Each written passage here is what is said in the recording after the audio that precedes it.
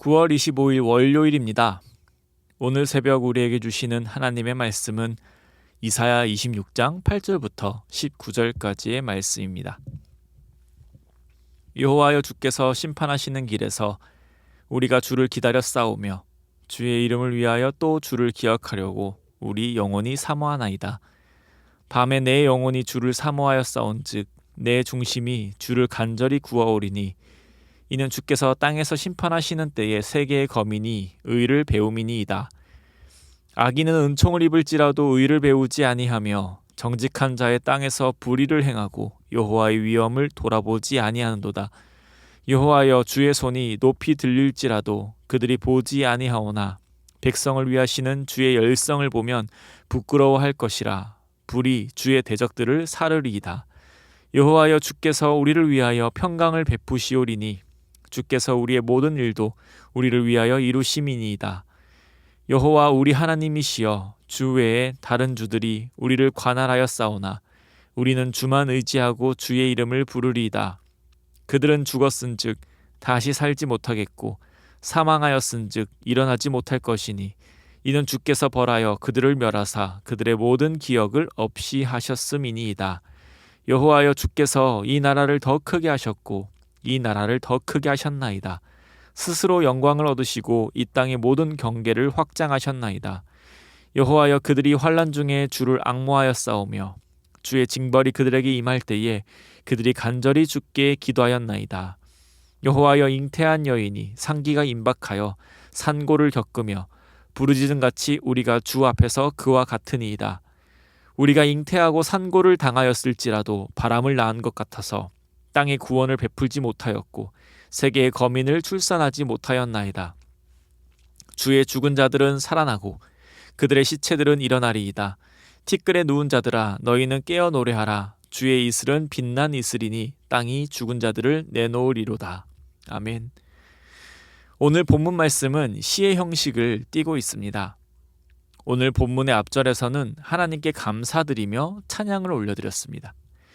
이사야를 통해 선포된 하나님의 말씀은 유다, 이스라엘뿐 아니라 열방을 향한 심판으로 가득했습니다.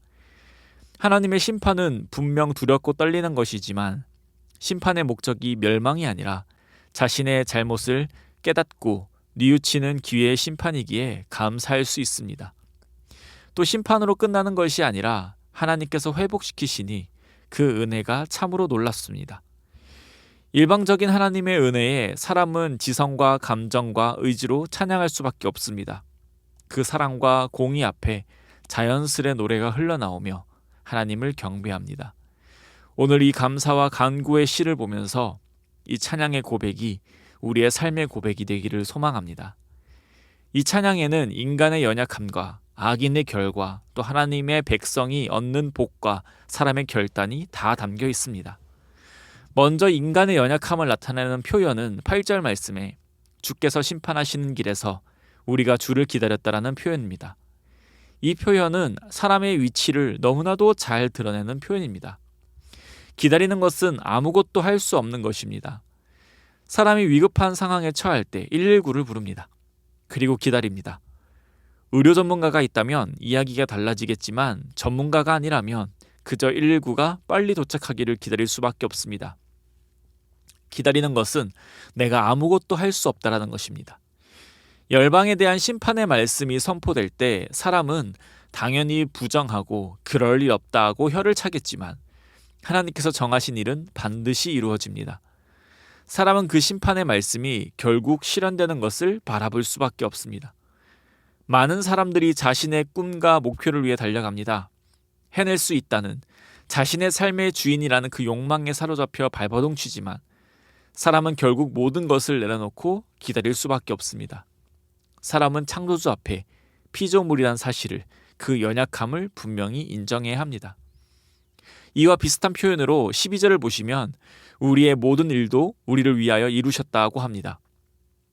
하나님께서 하시지 않으셨다면 자신들은 아무것도 아님을 말하고 있습니다. 자신들이 이룬 모든 것이, 이루고 있는 모든 것이 하나님이 하셨음을 고백합니다.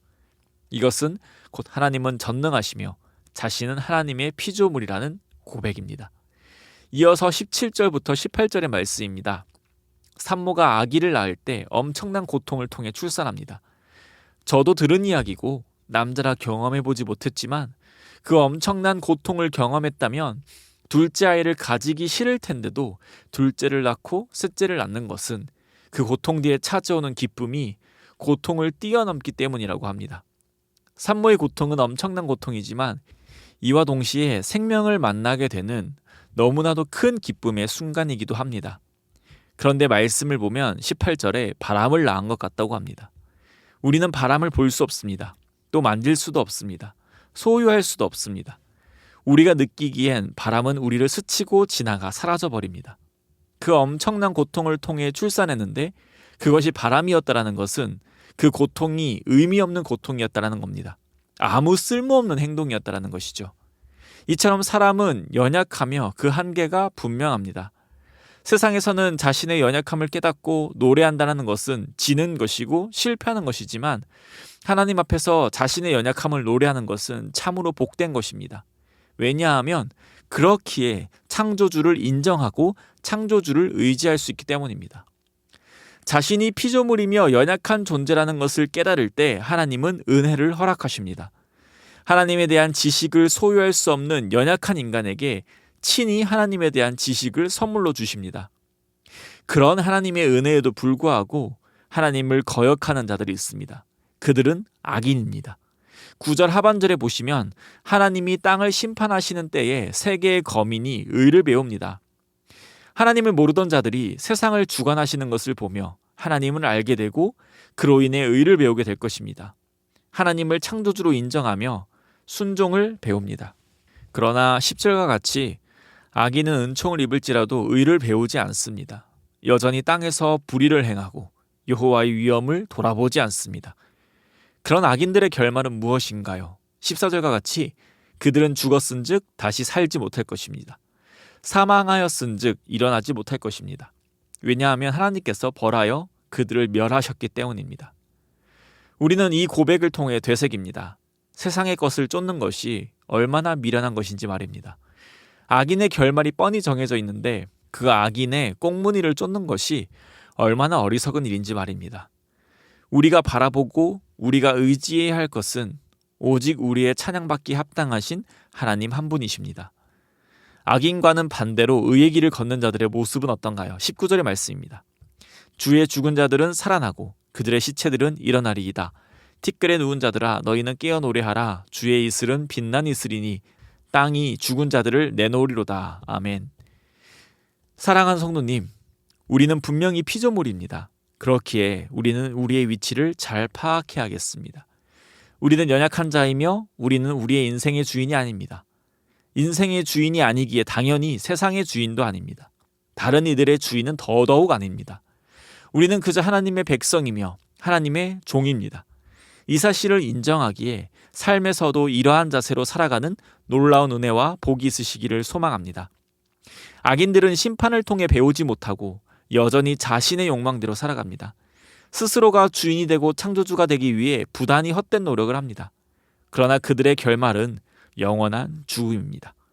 하나님과의 끊어진 관계로 다시 살지 못하고 다시 일어나지 못할 것입니다. 우리를 여전히 유혹하는 사단 또한 결국 이 신세를 면치 못할 것입니다.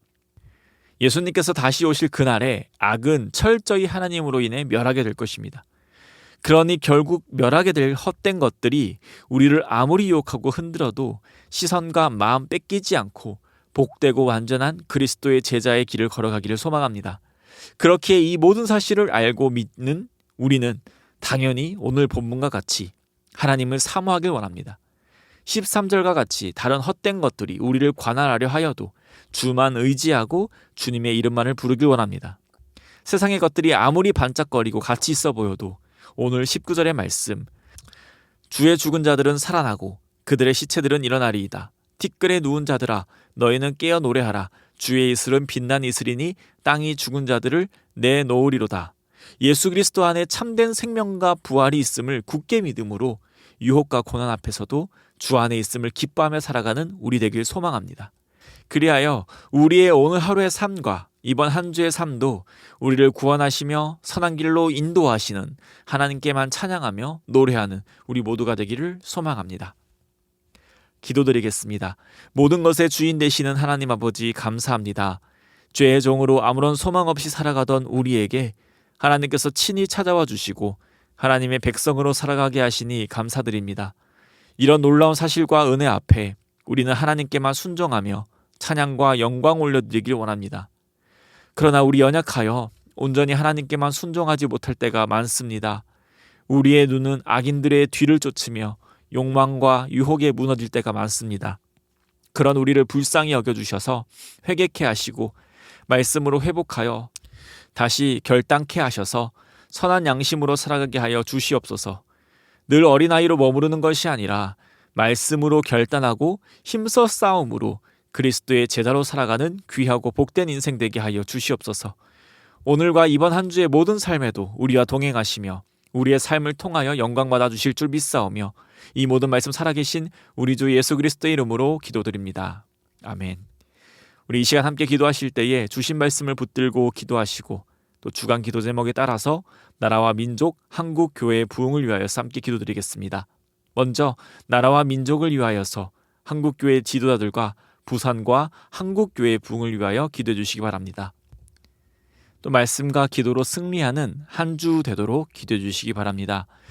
특별히 7일에 있을 어린이 마당 다주리를 통해서 많은 아이들이 복음을 접하게 하시고 당일의 환경과 준비하는 모든 분들에게 은혜가 넘치게 해달라고 기도해 주시기 바랍니다. 그리고 이웃과 함께하는 아주 행복한 음악회를 통해서 작정한 태신자 761명이 교회를 방문하게 하시고 은혜와 감동이 넘치는 시간이 되도록 또 새생명축제의 아주 행복한 만남을 통해서 태신자들이 복음 설교를 듣고 한 영혼이라도 구원받는 천국 잔치가 될 수 있도록 기도해 주시기 바랍니다. 합심 제목으로 기도하시고 개인 기도 제목으로 기도드리겠습니다. 함께 기도하겠습니다.